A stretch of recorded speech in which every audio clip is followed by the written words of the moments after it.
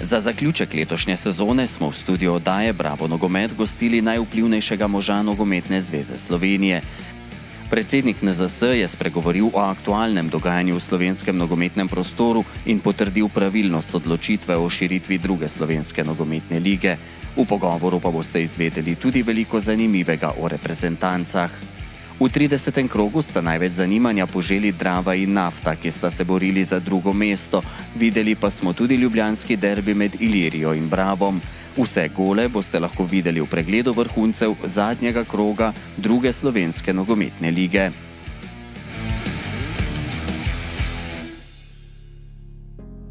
Prisrčno pozdravljeni, spoštovane gledalke in cenjeni gledalci v zadnji oddaji Bravo nogomet v letošnji sezoni. V naši oddaji smo gostili precej zanimivih in pomembnih gostov iz prostora slovenskega nogometa, a najpomembnejšega smo pustili za konec. V veliko veselje mi je, da lahko danes v našem studiu pozdravim predsednika Nogometne zveze Slovenije, gospoda Radenka Mijatovića. Pozdravljeni. Dobar dan. Najprej me zanima, ali ste imeli sploh čas, da ste se spočili po dolgi poti iz Kijeva? Pa nekaj ur že, glede na to, da so avioni zamujali praktično in iz Kijeva do Frankfurta in iz Frankfurta do Ljubljane, nekje v povprečju po 2 uri se je najdel nekaj časa za počitek. Sedaj je praktično sezona 2017-2018 končana, skoraj da vsa prvenstva in pa vsa tekmovanja so se zaključila. Pa me zanima, je to del sezone, ko ima Nogometna zveza Slovenije največ dela? Vsekakor izjemo finala slovenskega pokala, ki ga imamo v naslednjo sredo, in ob tej priložnosti vabim čim več gledalcev, da si pridejo gledati finalno tekmo med Olimpijo in Aluminijem, so več ali manj vsa ostala prvenstva več ali manj po strehu in zmagovalci posameznih lig so znani. Ja, res je, da v tem spomladanskem delu, ki se dogaja največ in tudi končujejo vsa prvenstva, pripravljajo tudi tekmovalni koledari za naslednjo sezono, je dela v nogometu največ. Kako pa ste zadovoljni z opravljenim delom, ki ste ga postorili pri Nogometni zvezi Slovenije v tej sezoni? Glede na število dogodkov, izjemno zanimivih dogodkov, moram reči, da smo na Nogometni zvezi zadovoljni. Videli ste, da je in v prvi ligi in v drugi ligi in praktično tudi po ostalih ligah, da se je v večini zadeva premaknila v odločanje v zadnjih krogih, ne glede na to, ali je šlo za prvaka ali za obstanek v ligi ali za borbe za tekmovanje v evropskih pokali, je liga dihala praktično do zadnjega kroga in na koncev, če potegnemo črto pod nogometno dogajanje in vse to, kar se je dogajalo na Nogometni zvezi v tem času in v tem letu, bi morali biti zadovoljni. Že začetek letošnjega koledarskega leta 2018 je postregel z zanimivim evropskim prvenstvom v futsalu, ki ga je gostila Ljubljana oziroma Slovenija. Kaj je s tem dogodkom, ki so ga vsi več ali manj pohvalili, slovenski nogomet oziroma slovenski prostor pridobil? Gre za največje člansko tekmovanje, ki ga je krovna nogometna organizacija UEFA zaupala Nogometni zvezi Slovenije, in moram reči, da je prvenstvo izpeljano na najvišji možni ravni. Pohvale so deževale po končanem prvenstvu praktično z vseh strani. UEFA je bila izjemno zadovoljna. Kaj se je s tem na en način pridobilo? Pridobila se je referenca, da je Nogometna zveza v okviru svojih možnosti, kar se tiče Nogometne zveze in države Slovenije, sposobna organizirati izjemno visoka in pomembna tekmovanja praktično na najvišji ravni v okviru omejenih zmožnosti, kapacitetnih zmožnosti. Organizacija je bila v Ljubljani, vendar praktično je v organizacijo bila vključena celotna Slovenija in celotni slovenski futsal. Tudi slovenski klubski nogomet je v zadnjih letih precej napredoval, pa me zanima, na kaj ste vi kot predsednik najbolj ponosni v tem delu tekmovanja oziroma v tem delu? Pa kvaliteta prve slovenske nogometne lige in nasplošno nogometa v Sloveniji raste, čeprav se vedno bodo najti nekateri kritiki, ki bodo kritizirali raven nogometa v slovenski nogometni ligi. Vendar, če si ogledamo zadnji derbi med Mariborom in Olimpijo, videli smo izjemno kvalitetno nogometno predstavo, izjemno borbeno, negotovo do konca, z velikim številom preobratov, pred polnimi tribunami, in zanimanje praktično pred TV ekrani je bilo izjemno. Tako da slovenski klubski nogomet raste in napreduje, tudi ne na zadnje uvrstitve Maribora v Ligo prvakov oziroma Ligo Evropo postajajo skoraj konstantna, in če ni zadosti kvalitete znotraj določenega tekmovanja, potem je tudi to teže.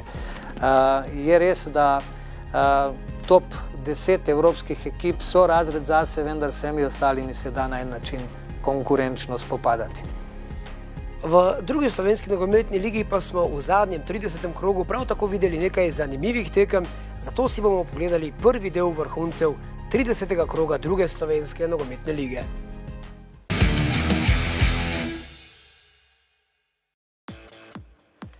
Še zadnjič prisrčno pozdravljeni spoštovane gledalke in cenjeni gledalci v pregledu vrhuncev 30. kroga, in sicer največ golov je padlo v Ravnah na Koroškem, kjer je Fužiner doma izgubil z 2-6. Dve najpomembnejši tekmi pa ste se odigrali na Ptuju, kjer so nogometaši Drave zmagali 4-0 in pa kjer je Nafta slavila proti Dekanom na domačem športnem parku v Lendavi. Smo že na omenjeni tekmi in takoj na začetku srečanja so domači nogometaši pokazali, kaj želijo doseči na tej tekmi. Že v 7. minuti je prvi gol dosegel Vedran Vinko. Na zelo podoben način je do strela v kazenskem prostoru prišel isti nogometaš in Vedran Vinko je tako dosegel že svoj drugi gol v 29. minuti tega srečanja. Nato pa smo še vedno v prvem polčasu, ko je v 43. minuti zadev Matejo Monjac, zagotovo odkritev spomladanskega dela sezone, mi pa smo sedaj že v drugem delu tegale dvoboja v športnem parku Lendava, kjer je Vedran Vinko v 59 minuti dosegel hat-trick. Nato kar nekaj dela za vratarja gostujoče ekipe Zokija Cvetkoviča, vendar ni bil kos strelu Benceja Grabenta, ki je v 66 minuti povedel ekipo Nafte v vodstvo s 5-0, tu pa je bil že 6. gol. Marko Roginič je postavil končni rezultat 6-0, Roginič pa je bil z 21 goli najboljši strelec letošnje druge slovenske nogometne lige. Zdaj pa smo se že preselili v Kranj, kjer je na nogometnem športnem parku v Zarici gostoval prvak Mura, in sicer Mura je v prvem polčasu imela kar nekaj dela z Zarico, ki se je krčevito borila za obstanek, vendar v drugem polčasu so Muranši stvari postavili na svoje mesto. Matic Maruško je zadev za 1-0 v 50 minuti, nato nekaj zmede v obrambi domače ekipe, kar je izkoristil Sebastian Šlak, in v 56 minuti Muro popeljal v vodstvo z 2-0. Zarica je bila na predzadnjem mestu, zato se je seveda krčevito borila in si želela zmage na tem srečanju, no mi pa smo že pri naslednji priložnosti. Matic Maruško je še enkrat poizkušal in tokrat bil uspešen z glavo. 65 minuta je tekla na Zarici in rezultat je bil 3-0. Nino Kouter je na to ob še eni uspešni akciji Murašev iz Murske Sobote popeljal svojo ekipo v vodstvo s 4-0, lepa podaja z leve strani je bila to, in tako je bilo Zarice več ali manj že jasno, da na tej tekmi ne bodo mogli doseči zmage in pa potrebnih točk. No, sedaj pa smo še v zadnji akciji današnjega obračuna na Zarici, in sicer Amadej Maroša je lepo prejel žogo v kazenski prostor in takole še petič premagal domačega vratarja Lazarja Mirkoviča. Mura je tako zmago zaključila letošnjo zelo uspešno sezono. Sedaj pa smo že v športnem parku na Ptuju, kjer je Drava na prav tako pomembni tekmi gostila Brežice. Tudi Drava, ki se je v neposrednem boju za drugo mesto borila z Nafto za dodatne kvalifikacije, je tekmo začela zelo dobro, kajti prvi gol je takole že v 65 minuti dosegel Matijas Fanimo in je s tem postal drugi najboljši strelec v svoji ekipi. Jaka Bizjak je potrdil vodstvo Drave v 72 minuti, gol so namreč dosegli za 2-0 in tako so se veselili še ene zanimive tekme. Sedaj pa smo že v novi akciji, in sicer Nastja Čeh je dobro izvedel samo akcijo in v 85 minuti postavil rezultat 3-0 in tako je bila Drava že nekako rešena in na koncu pristala na drugem mestu. Še zadnja akcija tegale obračuna, in sicer Jaka Bizjak je bil znova na delu v 88 minuti, je postavil končni rezultat Drava Brežice 4-0.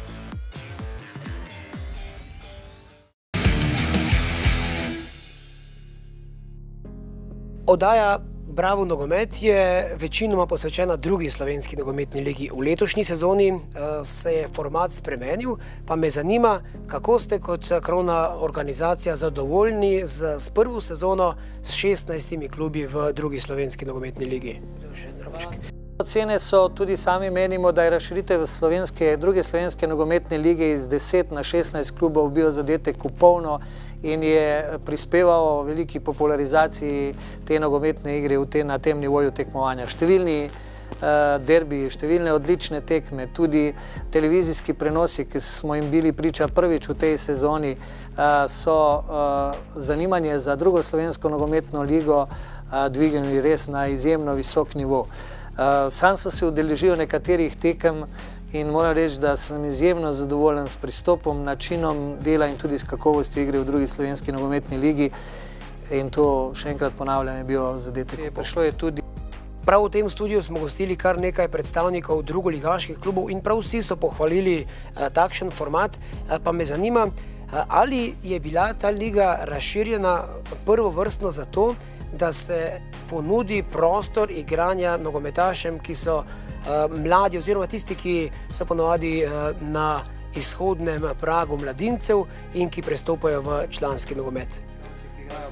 To je bil poglavitni razlog, zakaj smo se na Nogometni zvezi posvetovali in odločali v tej smeri. Ker večje število drugoligaških ekip, govorimo o povečanju za 6 ekip, vsekakor omogoča številnim mladim igralcem, ki po končanem mladinskem stažu oziroma po 18. letu starosti imajo možnost igranja v zelo kvalitetni drugi ligi, ker format v prvi slovenski nogometni ligi 10 klubov, zelo kakovostna liga z veliko tujci enostavno ne omogoča, da klubi brez težav uvrščajo mlade igralce v svoje začetne postavitve. Tako da je to bil poglavitni vzrok in mislim, da ko smo delali analize že po prvem letu, ugotavljamo, da je število mladih igralcev, ki igrajo v drugi slovenski ligi, bistveno večje, kot je bilo v preteklih sezonah. Tudi atraktivnost, vsaj po mojem mnenju, se je povečala. Klubi so namreč v povprečju letos dosegli kar 44 golov v 30 krogih. Tudi ta napadalni način nogometa se očitno v drugi ligi zelo razvija oziroma je precej prisoten, kar je verjetno tako za Nogometno zvezo Slovenije kot za širše občinstvo verjetno pozitivno. Pa sigurno. To je vse splošni trend v nogometu. Tudi če pogledamo vrhunske tekme lige prvakov, na takih tekmah se dosega 6, 7, 8 golov, kar je prej to bilo izjemno težko ali pa zelo redek pojav. Kakor se nogomet razvija in dogaja oziroma trendi v nogometu na neki globalni ravni, tako tudi Slovenska liga temu sledi in tudi druga Slovenska liga in napadalni nogomet je za gledalce zanimiv, tudi za gledalce pred TV sprejemniki je zanimiv. Nihče si ne želi gledati mrtvih, neinteresantnih tekem, ki se končujejo z 0-0 obrambnih tekem in to se je pokazalo recimo leta nazaj v italijanski nogometni ligi, ki je stagnirala zaradi tega in tudi gledanost v tej ligi je padala. Zdaj z bistveno bolj atraktivno, bolj dinamično, ofenzivno igro z večjim številom golov se gledalci ponovno vračajo in liga in klubi ponovno pridobivajo na veljavi, govorimo o italijanski ligi. V preteklosti so znali drugoligaški klubi pri nas kar nekoliko potarnati, da je druga liga premalo prepoznavna, da se zato premalo naredi. No, v letošnji sezoni pa ste že sami omenili premierno TV prenose. Kaj bo Nogometna zveza Slovenije v prihodnosti še naredila, da se bo produkt druge slovenske nogometne lige še razširil oziroma bolj populariziral? Kot ste uvodoma povedali, Nogometna zveza Slovenije si je želela v skladu s postavitvijo nekih produktov Nogometne zveze Slovenije, kot so reprezentanca Prva slovenska nogometna liga, Druga slovenska nogometna liga, pokal ženski nogomet, futsal, okrepiti zanimanje za drugo ligo in njeno prepoznavnost na ta način, da smo dogovorili z določenimi televizijskimi hišami, da se Druga slovenska nogometna liga direktno prenaša, da ta nogometni produkt poskušamo bolj izpostaviti, da ga poskušamo bolj oglaševati in na ta način omogočiti zanimanje za to ligo, ki naj bi bilo večje, po drugi strani omogočiti tudi klubom, da lažje da se lažje tržijo v tem marketinškem prostoru in moramo reči, da so to bili zadetki v polnju. Razširitev lige, potem povečanje števila mladih igralcev v tej ligi. Mi bomo v naslednji sezoni in v prvi in v drugi slovenski nogometni ligi poskušali z določenimi stimulacijami, denarnimi, poskušati stimulirati klube, da v svoje začetne postave ali pa v ekipe uvrščajo mlade nogometaše in na ta način tudi določena denarna sredstva razdeliti klubom za igranje teh mladih nogometašev. In ključno je, da se produkt pojavlja, da je liga zanimiva, da ga ljudje vidijo in takrat so tudi obiski na tekmah večji in zanimanje za ligo večje. Tako da skupaj z klubi druge lige poskušamo to dvigniti na bistveno večjo raven. No, sedaj pa, spoštovane gledalke in cenjeni gledalci, poglejmo še zadnje 4 tekme druge slovenske nogometne lige. V 30. krogu je bilo nekaj prav tako zanimivih tekem.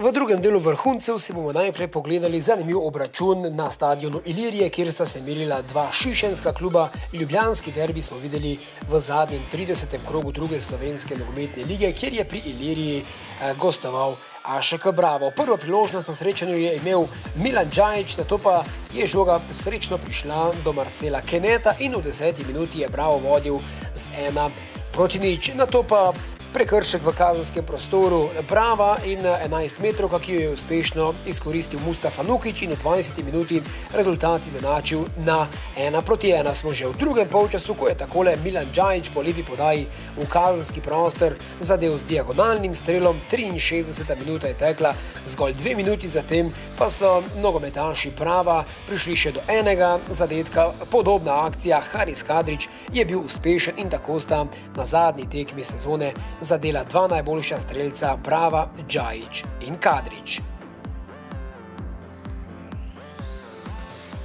Zdaj pa smo se preselili v športni park Radomlje, kjer smo spremljali obračun med Radomljami in Krko. Ta dvoboj ni odločal o ničemer več, kajti ekipi sta zanesljivo držali svoji mesti in sicer takoj na začetku srečanja so do zadetka prišli nogometaši Radomelj. V 44. minuti je namreč gol dosegal Gal Primc. No, smo pa že v drugem polčasu, ko so imeli Novomeščani nekaj več od igre, odlično pa se je še enkrat izkazal strelom izven kazenskega prostora Matej Potokar, ki je na podoben način dosegal nekaj zadetkov v letošnji sezoni.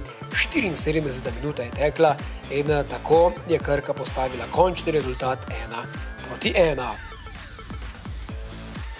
Mi pa smo že v Ravnah na Koroškem, kjer je padlo največ zadetkov in sicer Fužinar je gostil Cherry Box 24 Tabor Sežano. Bolje so začeli gostujoči nogometaši iz Sežane. Že v 4. minuti je bil namreč uspešen Marko Bačanin, ki se je izkazal za zelo dobro okrepitev v januarskem prestopnem roku. Nato pa še ena priložnost in zadetek Erika Salkića. 32. minuta je tekla po lepi podaji Skota Naceta Kosmača, je bil namreč uspešen Salkić za vodstvo z 2-0. Na 3-0 so Kraševci zadeli že v 37. minuti, znova podaja Skota Leon Sever. Up kraševskega nogometa pa je dosegal nov zadetek. Še en zadetek v prvem polčasu in sicer znova je bil na delu Marko Bačanin. No, mi pa smo sedaj že v nadaljevanju tega srečanja in sicer zadetek za 4-0. Predtem smo videli gol Nika Fasvalda, ki je bil uspešen za domačo ekipo. No, tole pa bo drugi zadetek za ekipo Ravne. Fužinar se je namreč rešil izpada, ampak samo v primeru, če bi nogometaši Zarice izgubili, kar smo videli, da jim je tudi uspelo. Ranko Moravac je dosegal gol na 2-4, tukaj pa je že 5. gol ekipe iz Sežane. Boštjan Frelih je bil uspešen za Sežano 5-2 in še končni rezultat 6-2. Marko Čerkan je postavil končni izid srečanja v 88. minuti.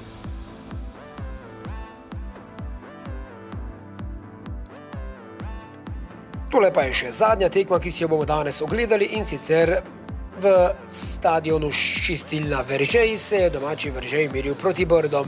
Brda so se že rešila izpada, videli pa ste že prvi zadetek, ki ga je dosegel Patrik Kolar Robnik že v 9. minuti. V naslednji akciji pa so domači nogometaši vodili že z 2-0, vendar Stefan Grbović je hitro rezultat najprej znižal na 1-2, no v 68. minuti pa je bil na to rezultat poravnan na 2-2. Saša Varga je namreč dosegel zadetek za ekipo iz Brd.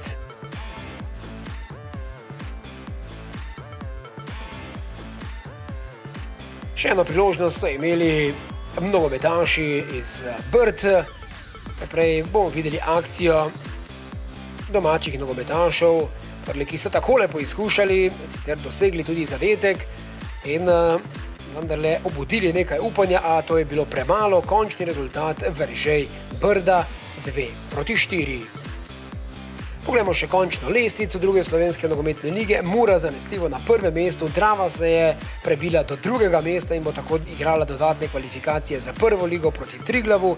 Nafta je tretja, Radomlje četrte, Krka, Bravo, Sežana in Ilirija so še klubi v prvem delu prvenstvene lestvice, na zadnjih dveh mestih pa Zarica in Veržej.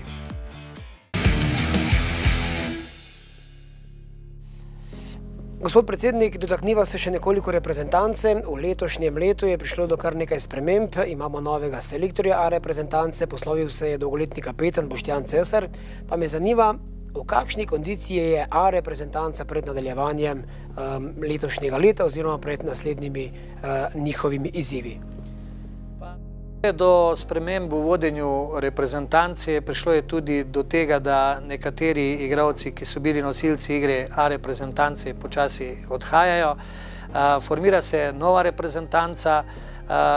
V prvih dveh prijateljskih tekmah nismo odigrali najboljše, vendar kakorkoli sestava reprezentance je iz igralcev, ki igrajo pomembne vloge v svojih klubih. Vidim tudi, da po tem zadnjem seznamu zaradi nekaterih odpovedi, da selektor uvršča tudi na spisek kar nekaj igralcev iz prve slovenske lige, kar potrjuje tisto, o čem smo govorili prej.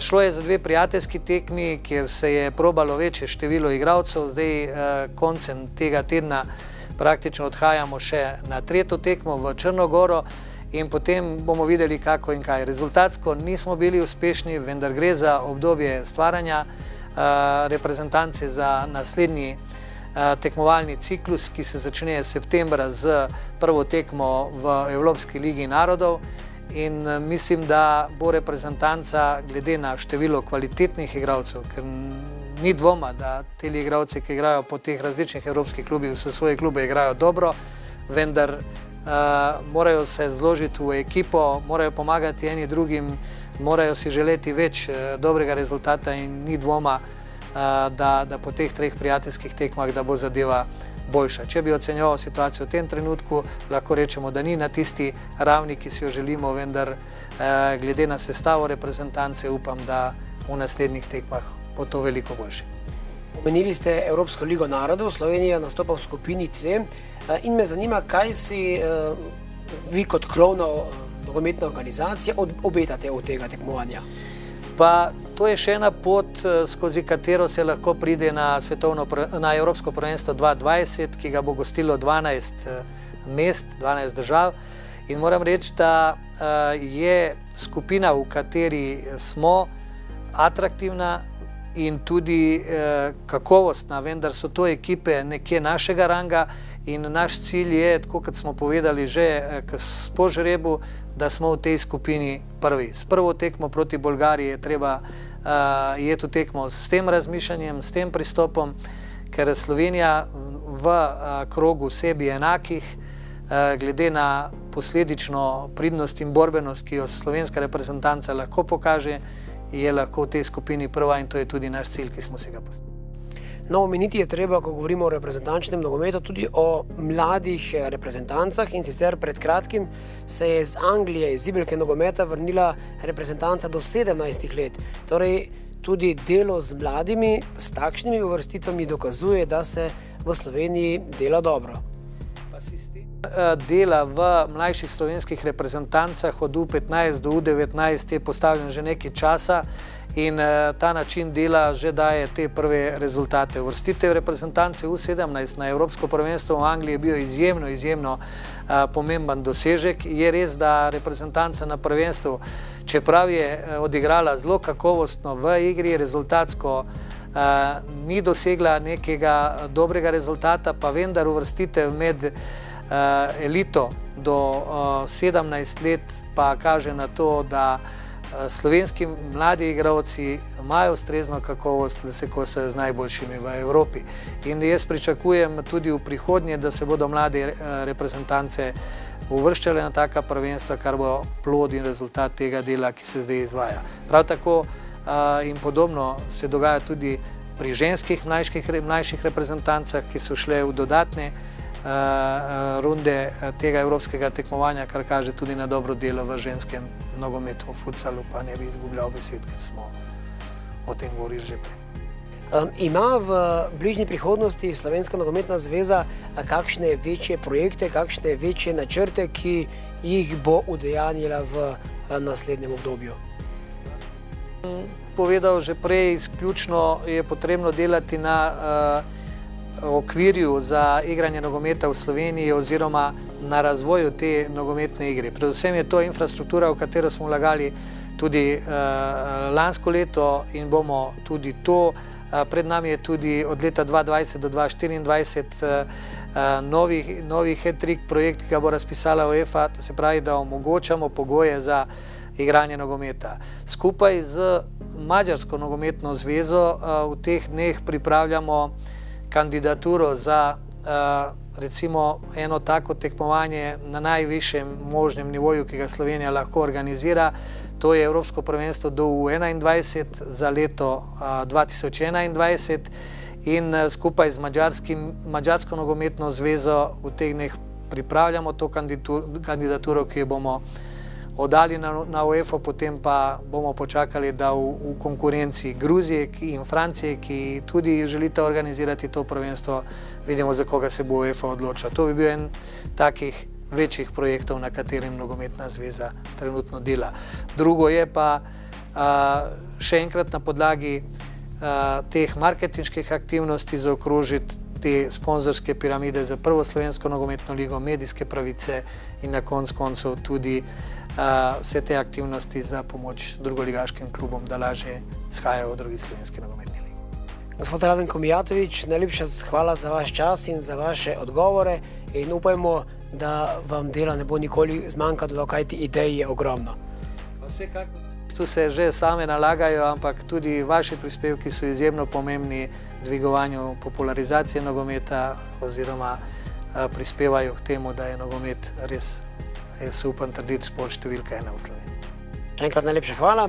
Vam, spoštovane gledalke in cenjeni gledalci, pa hvala za pozornost. To je bila zadnja oddaja v letošnji sezoni oddaje Bravo nogomet, ampak pred koncem pa si poglejmo še nekaj najzanimivejših utrinkov iz družabnih omrežij. Za letošnjo sezono pa nasvidenje.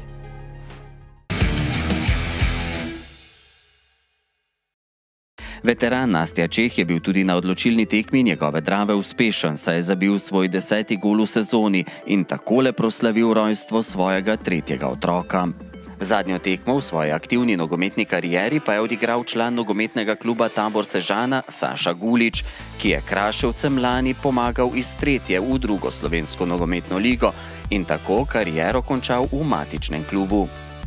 Župan Lendave je z investitorji pri nogometnem klubu Nafta zasadil prvo lopato in položil temeljni kamen za izgradnjo novega igrišča z umetno travo, ki bo del načrtovane mladinske nogometne akademije Nafta.